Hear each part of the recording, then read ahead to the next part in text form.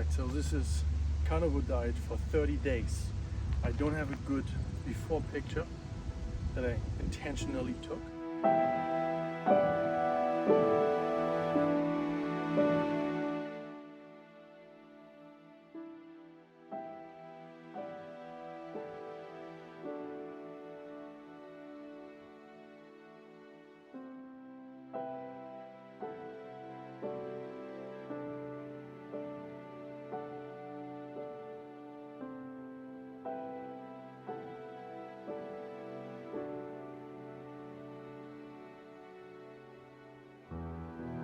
This is gonna be my intentional after picture.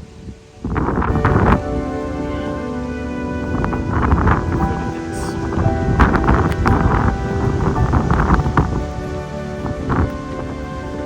so this is what I look like.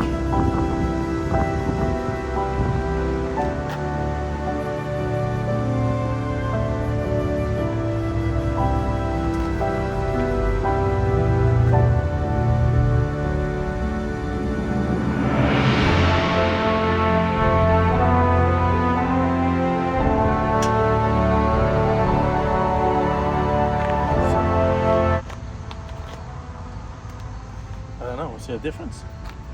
Do you see a difference? Welcome to 30 Days of Carnivore. So today we are taking inventory of what happened over the last 30 days. I started carnivore on April 5th and today is September 3rd. And according to the calendar, this is exactly 30 days. Now, things are happening in stages. There's your own transition into the foods that you want to eat. That takes time, and there might be a back and forth. It may not always be consistent. There is your body that reacts in certain ways to different inputs that you give it. So, as you would know from my first 7 videos of carnivore, is that for the 30 days I have essentially been eating out. I've been eating out every single day. My diet consisted, I would say, majority of 2 different things. There was either a rotisserie chicken plus some other kind of meat in a small amount then, or it was, yes, unfortunately, going to McDonald's. When I would go to McDonald's, I would have some burgers. I usually ask them for no pickles, no ketchup, no onions. There's just meat and cheese. And when I eat them, I peel the buns back from the top and the bottom and then just eat it that way. So this way I don't eat any of the carbohydrates that are in there. That was kind of one of the more expensive ways of eating, I have to admit. As a matter of fact, today's dinner, which will come at the end of the video, cost me less money than going to McDonald's. Now, because I've been going out or trying to find ready-to-eat food that is just meat, no carbohydrates, I have been somewhat inconsistent, right? In an ideal case, you wouldn't have to do this for more than a few days or maybe a week. But if you have to do it every single day, there's gonna be some slacking in there. For example, when I go and get my fried chicken, the fried chicken has very obviously flour, maybe even breadcrumbs on the skin, so that's carbohydrates, and it's deep fried in some kind of vegetable oil. So I always get those two components, even though I try to limit the amount of skin that I eat. So I'm not eating the volume that I'm actually buying, but I'm also eating way more pieces of meat than you would have in your average fried chicken meal. Right? Maybe normally there's 2 or 3 pieces in there. I'm getting a 10 piece, and I usually eat 8 or 9 of them. So even skipping some of the skin with the carbohydrates, the volume kind of brings it back and a little bit higher. So that is not ideal. Otherwise, I tried out, sometimes in the supermarket you can find ready to eat things. There's, for example, those bags of chicken breast seasoned already, but they're also cooked and sliced. Depending on the flavor seasoning you're getting, there may be some sugar in there. I try to avoid those. There were other ready-to-eat cold meats, usually in gravy. There was like a meatloaf, a beef tip, and I guess a sliced steak or something, whatever they called it, I don't remember. They were good as far as protein concerned, but there's sugar, carbohydrates in the gravy, every one of them. And even if you try to leave the majority of it off, you're still gonna consume some of it. So ideally, you would not get those meals because again, you're not eating just one serving out of it. You're eating the entire package. And yes, even with all the gravy left over, you have the flavor in your mouth. You're eating it, right? It's at least a few grams of carbohydrates, which you can argue, it's just a couple of grams, it's maybe not that bad. It's like, yeah, but it's kind of also like not giving up on the carbohydrates, right? The first 30 days is really supposed to be a transition period. So with me needing to go out, there's a couple of pitfalls of fallback in there. All that being said, what are the results? So the first thing that I can observe over the first 7 days already is that I need no longer any snack foods. No need for them, no desire. Even if I feel slightly hungry, I'm craving meat, not snack foods. And we know all snack foods are carbohydrates. After a week as well, I could actually notice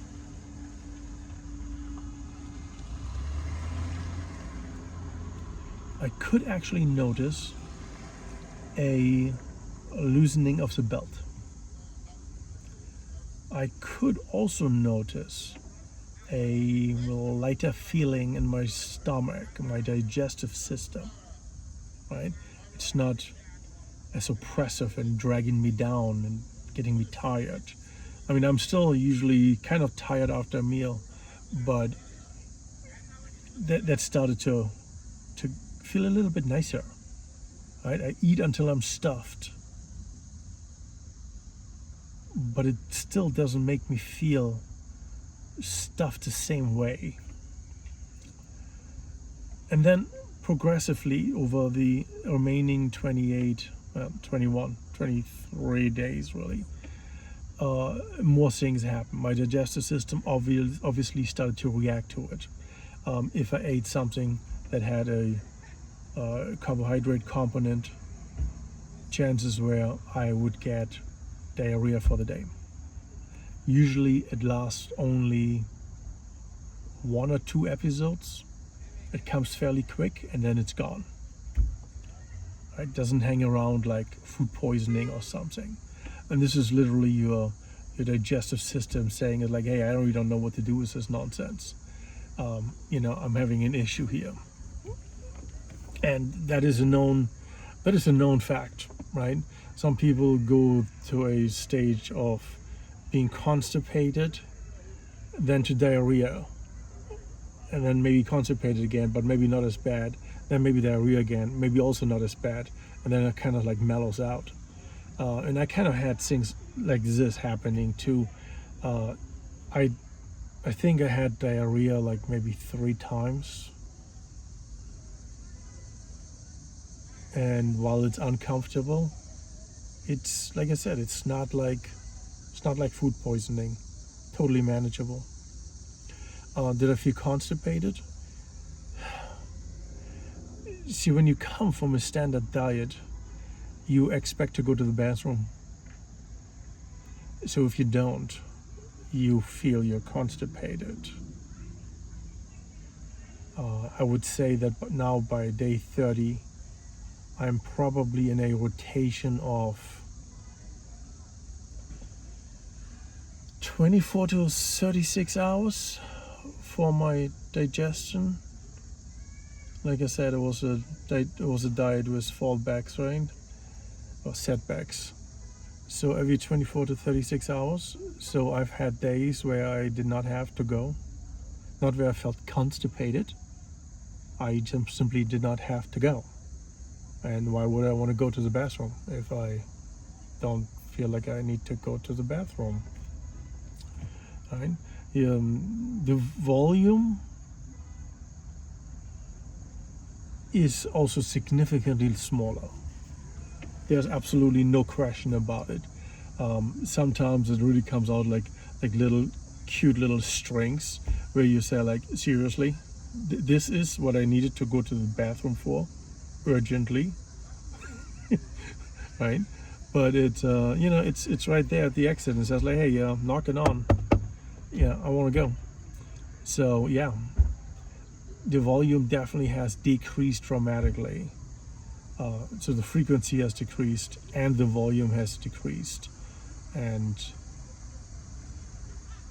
both of them are direct result of not eating carbohydrates, of not eating vegetables.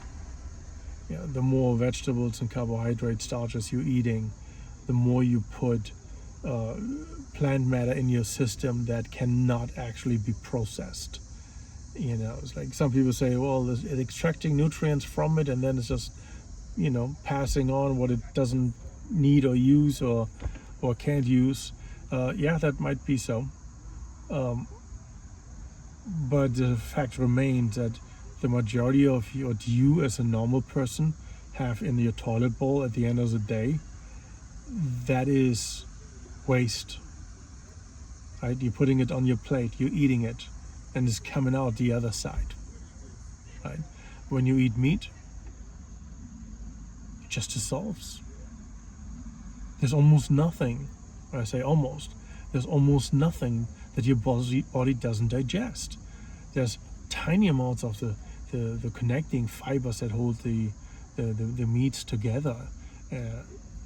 But just like I can tell with the volume that I'm getting when I go to the bathroom, this is a fraction of what it used to be. And that combined with the increased amount of time in between needing to go, it's actually a pleasure. Definitely is a pleasure. I would say anyone who has had digestive problems before might like this. Anyone with food allergies might like this. It's so much nicer not being controlled all day long by either your hunger or your digestive system. It gives me freedom back. It literally does. So yeah, that is that. What else have you observed? I definitely lost weight. I can actually pull my stomach in, well, what I perceive as pulling my stomach in. Clearly, I'm still fat. I started out with probably around 400 pounds. And since I don't know the actual starting weight, there's no point in putting myself on the scale now. It's whatever number it shows is the number it shows, and there's no reference point. Now, I do remember from my previous carnivore experience that within 1 year, I had lost 80 pounds. And that is actually good, because now, well, the majority of it may have come in the beginning, but overall for a 1 year time period, that is really only 1.5 pounds a week. That is not very dramatic on an average number. 1.5 pounds is not that much. So there's that. So I definitely can feel it by being able to pull my stomach, right, a little bit. I can feel it by my pants being more loose. As a matter of fact, the one pair of pants I'm wearing right this moment, I used to wear it with a button open, and now I'm wearing it with a button closed, and I'm slightly worried that it falls off my hips. So there's definitely a loss in weight and volume. Yeah, I would say that is, my pant size is probably the best indicator. Overall, I feel a little bit lighter on my feet. Clearly, if I no longer carry, I don't know, let's just say 5 to 10 pounds with me, that should make me feel lighter. I'm walking more energetic. So all those are, I think, very positive results. And I'm gonna continue with that. That's why at the end of the video, coming not too long from here, you will have a new eating challenge if you want. It's gonna be a 7 days kind of thing, or the next 7 days. So stick around for that. But yeah, for me, I need to transition from eating out to cooking myself. And because I'm in this special situation with my living situation,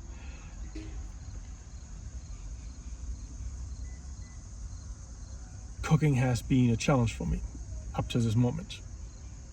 As a matter of fact, cooking is still a challenge for me, even at this moment. But I'm willing, or I'm at the point where I have to transition. I have to start cooking at home. I cannot afford, financially, and I don't want to continue to go out. Even if I have to go shopping every single day because I don't have a fridge, I don't want to. I want to eat home-cooked food, and the only way I can control what is actually in my food is by cooking it myself. The big saving in cooking at home is in buying bulk, which I won't be able to do. But even with buying individual packages, I should be able to save money compared to going out. And the fact that I know what's in my food should make that a whole lot easier. But also, without refrigeration, I won't be able to provide a lot of variety in a single meal for myself, because I won't be having multiple meats. I'm having 1 or 2, probably 2 for every meal. So I can't just load up my plate with 3, 4, 5 different things because I have them in the fridge. But that's fine. Maybe sometime down the road, winter is coming, so maybe that will help me.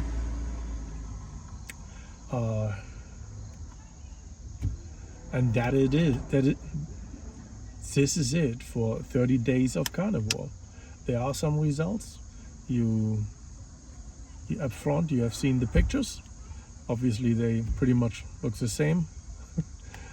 I am just too big to show you a difference in body that is significant enough after 30 days. Just no way. So from here on, I'm going to continuously keep you updated with what I'm doing. Be that cooking a nice, beautiful carnivore meal, or giving some insights and experiences that I have that come along the way. And I hope you stick around and can observe how even I can lose weight. That's it. Enjoy the rest of the video.